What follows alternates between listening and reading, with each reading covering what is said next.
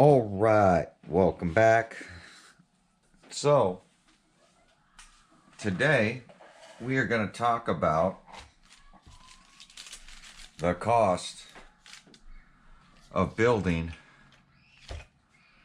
a kit like the Techno that everybody wanted me to build versus buying a ready to run. The Max new wide kit, ready to run. I put them side by side because they're literally the same length. The Max might be a ½ inch longer. But overall, they're two 1/10 scale monster trucks. Almost as wide. The Techno and the Max. The Techno is a little wider, even still after the wide kit, and I think that's what gives it stability versus the wide Max RTR. You can see it's still a decent amount wider, and that's where I think hub extensions come into a play on a wide kit. Everybody's been doing it on the X-Maxx, doing the M2C extended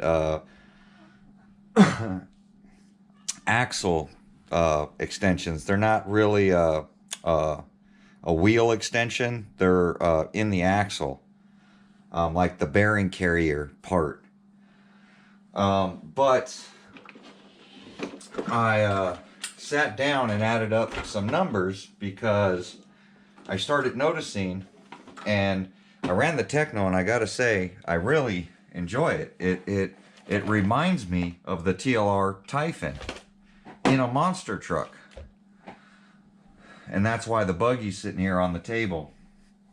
But let's go over some numbers. So I'm going to start with the Techno. Well, actually, I'll start with the Wide Max because that's one number. I haven't done anything to it and it hasn't broke. And I've sent it off big jumps now. Haven't had to buy anything for it.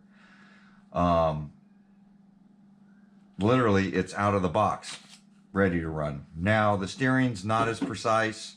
It definitely doesn't handle as well as the Techno. But you can send it off jumps and it's going to last. Tax, everything is $560.07 for the Wide Max. And that's a discount that I have through my hobby store. That's what I paid out the door. Now let's get on to the Techno. And remember, I bought the majority of this through my hobby store, which was a discounted rate. So I got the Techno kit, tax, everything out the door, was $486.37. Then I tried to use some motors I had laying around. They were either too big. A Castle 2200, the 1515 motor, would fit perfect in here. I didn't have one. The one I had was no good. I had burnt it out. So I ended up buying that same can size in a Spectrum because that's all I could find. And it's a 1900 kV motor. It's a race motor, and it was 158.14. The ESC, I used a used ESC, but if I were to buy one, that would be 185 for the Castle Mamba Monster 2. Body and paint, I used 2 cans of purple, 1 can of white, and 1 can of silver flake. Came to $114.98. So, and then I cut it and did all the work myself. The steering servo, like I said, I put in a good steering servo because I figure it's a good RC.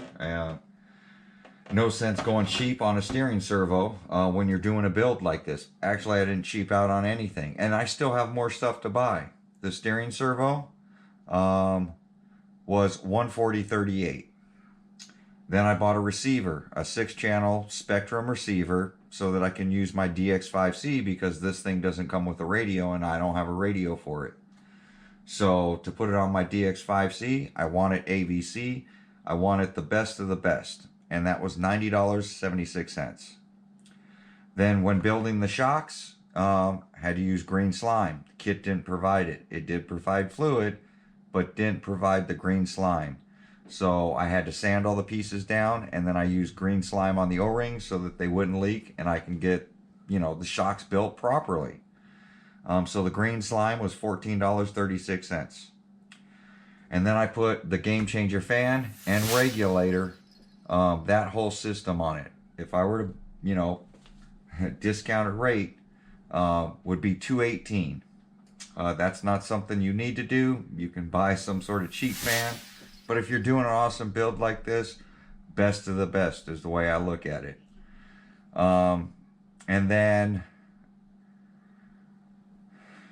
I ended up getting a Tekno pinion so that I didn't have any mesh issues. And I used a, what was that, a 20, I want to say a 23 tooth pinion. Tekno pinion was $19.42.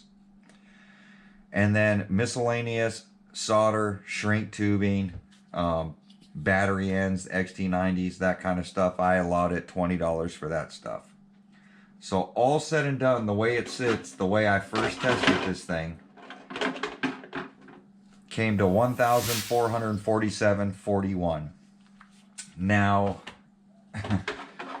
it's funny because I ran it and the comments were great. Everybody's like, oh, that thing looks like a beast. Well, job, you know, good job, all this stuff. And for me, I was like, man, you know, why isn't this body going on? For me, it was, yeah, I still need the T-bone wheelie bar. I think he said I need the T-bone front bumper. And then everybody's telling me I need the M2C chassis brace. And then I need the servo arm because that's going to snap. And that's at the minimum. A lot of people are saying you need the M2C chassis for this thing. You know, and if I add up another $250 into stuff you guys are telling me to buy, that would bring this thing almost to a $2,000 RC, a $1,700 RC, a 10 scale RC. And that's what I wanted to talk to you guys about. I agree with everybody out there that the Tekno MT410, and I've been, you know, people have been telling me to get one of these and build a kit, that you won't regret it, that it's the best of the best, that you're going to love it. And I agree, you know, kits, when you build a kit, if you have the time and the money to build one and you can sit down and build it right. Granted, this thing took me 8 hours. It took me 4 hours to get it into a roller, and then it took me another 4 hours to do, a little bit more than 4 hours to do the body, the paint, and then to get all the electronics put into it, and then to dial it in. So you figure 8 hours, you know, 8 to 10 hours of doing this thing. And I do it, you know, I wrench constantly. So I had all the proper tools, the sand, you know, the Dremels, everything I needed to put this kit together. I didn't have to buy any tools. So a lot of people are saying, you know, that they're thinking about getting this kit. I know Chef is talking about it. I know Addicted, I think Addicted is talking about it, or Addicted has one. There's a few people that I see in the comment sections that are really considering getting this kit. And here's what I have to say. You really have to sit down and decide if that's the kind of money you want to put into a 10 scale. Yes, I understand it's an awesome driving, definitely has really good control. I haven't jumped it or sent it yet. And parts availability, you know, these are all parts. If I break something, I'm going to have to order in. I can't just run down like the Max over here and go pick up a part and continue bashing. So I look at those kind of things. I still don't have any roof sliders on this like that. I don't have any body support like the Max has. You can buy 2 Maxes, almost 3, for the cost that you're going to have into this thing. You got to look at that. And that's where a ready to run versus a kit comes into play. Now, can I build it for cheaper? I sure can. I could not buy Game Changer fans. I can buy a $40 steering servo. I can buy some takeoff electronics that aren't going to give me the longevity and punch that this thing has. Definitely not the tunability that I did to this castle, because I upped the punch.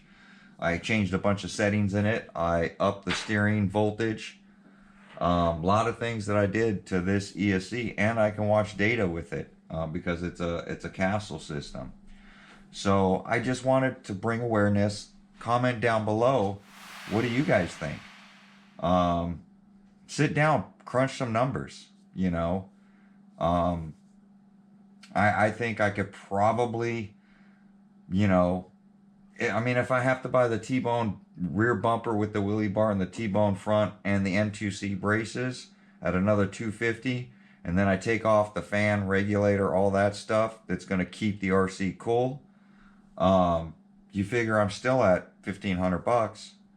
And say I, you know, don't buy a $140 steering servo, that I buy a $60 steering servo, or even on the cheap side, a $45, $50 steering servo that's gonna hum. You know, that's still only $50. You know what I'm saying? Or even $100. So the way I look at it, bare bones with what everybody's telling me I need to do, still, I figure chopping off everything that I could possibly chop it down, I'm still $1,200. And that's bare bones and not built the way I would want it built. So I'd like you guys to comment down below, you know, add it up in today's prices, not 2-3 years ago when these kits were a little cheaper and all the parts were a little cheaper. In today's market, that's what it's going to cost. And that's what it cost me. And that's where I'm at. So, and you still got to have a radio. You got to bind it to something you have. So consider that as well. Where a ready to run, you can buy 2 Maxes for building one of these kits. 2 wide Max, you know, kits. So I just want you guys to consider that. Yes, this thing handles well. Or, you know, a TLR tuned Typhon, you know.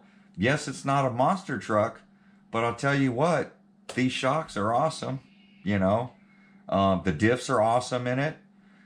I mean, I can see why people are leaning towards this Losi right here. I have nothing into this thing, you know, and I put takeoff electronics into it, you know.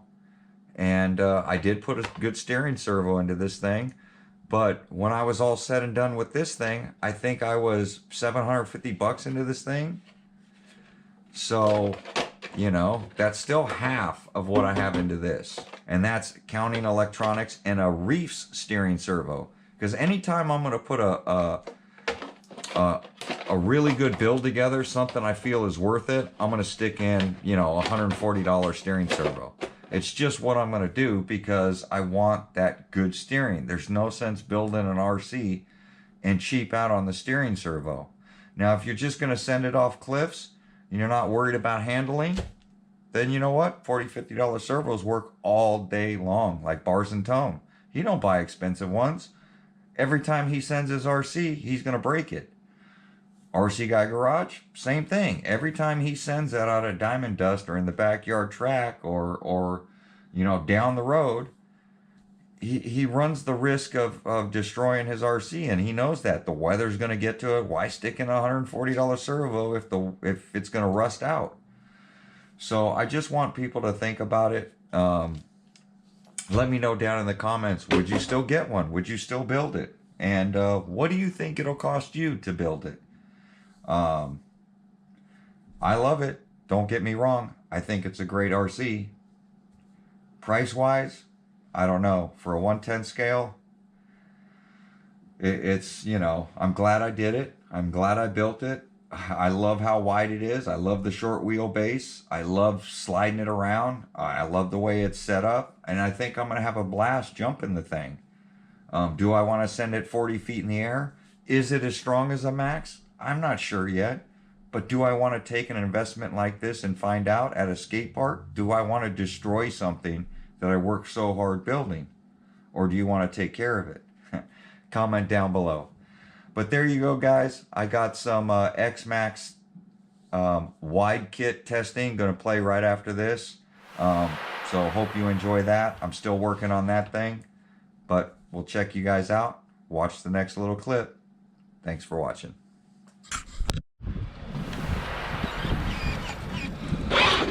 All right, welcome back. So we are back out here. I made some changes to the Xmaxx wide kit, and I want to see if it helps the rear suspension. So been testing it all week. I haven't really been filming it since I've been doing the Techno build. I've been doing this in between it. Sorry about the sun for now.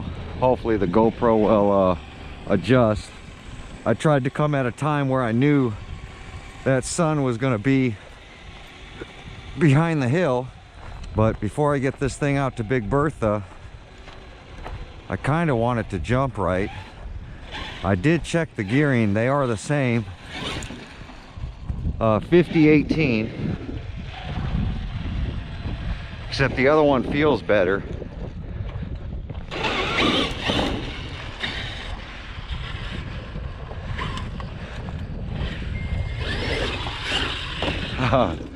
Right off the bat.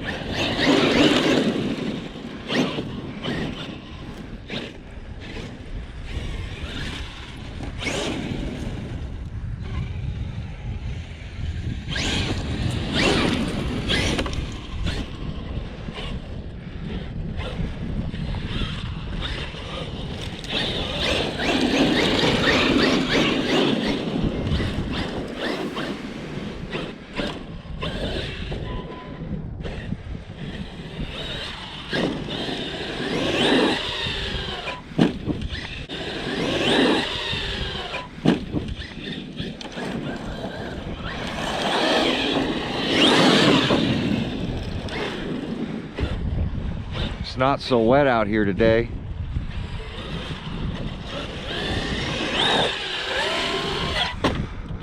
Oh, that was a bad crash.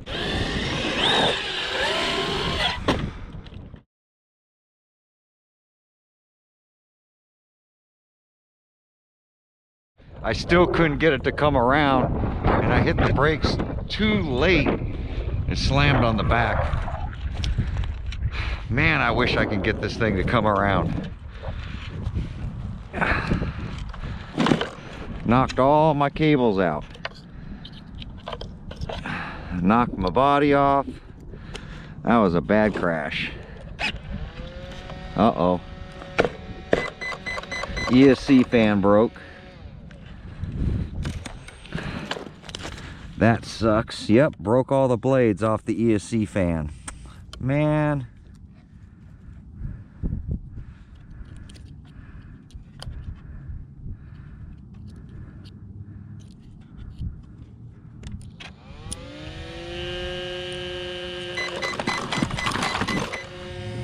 Oh well, we're gonna run it till it overheats.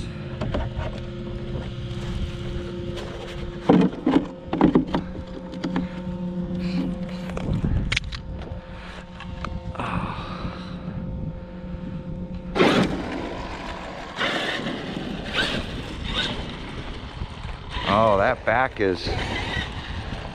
is slammed down. Something's going on with the rear. I broke something.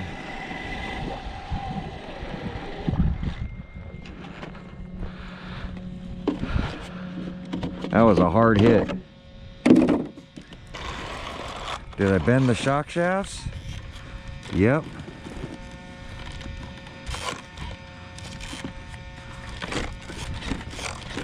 That shock shaft's gonna be bent. Yep. Bent the left shock shaft. That's the first time I've done that. Now I know how you bend them. Land upside down, they overextend.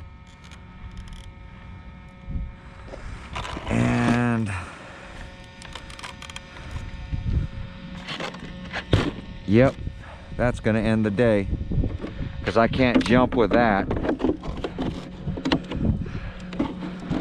Not with that stuck down. And I don't have another shock shaft here. I have one at home. I have 4 more shocks, so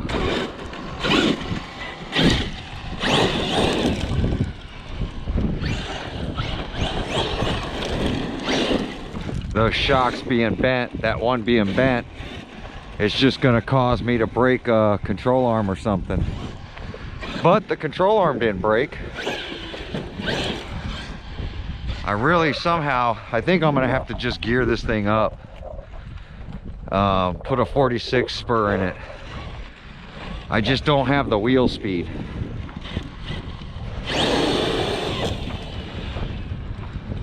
That I need to get this thing to rotate in the air.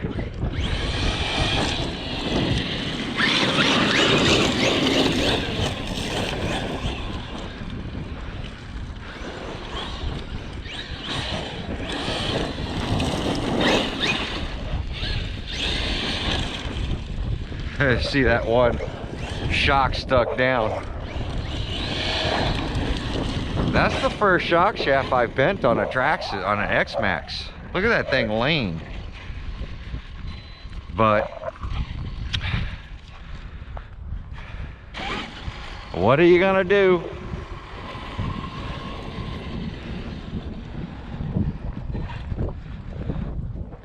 That's a part of testing and getting things to work right. I still have my doubts about these extra wide arms. I kind of like the X-Maxx the way it is.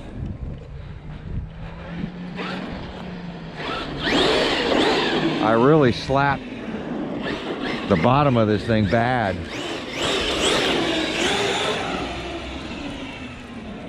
Or the back of this thing. Look at that thing.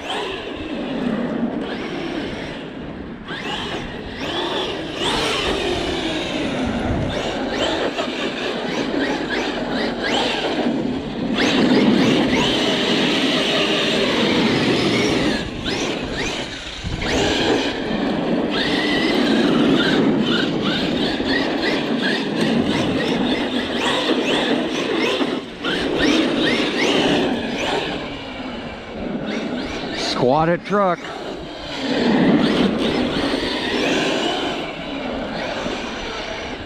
Now it's really a squatted truck.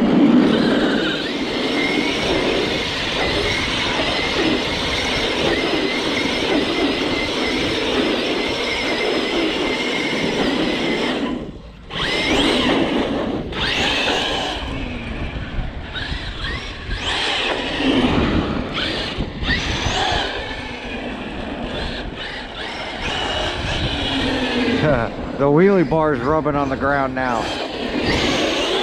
You're probably asking yourself, why are you doing this? Because the batteries are fully charged. I don't want to blow the tires. I don't want to break the truck, but I also don't want fully charged lipos.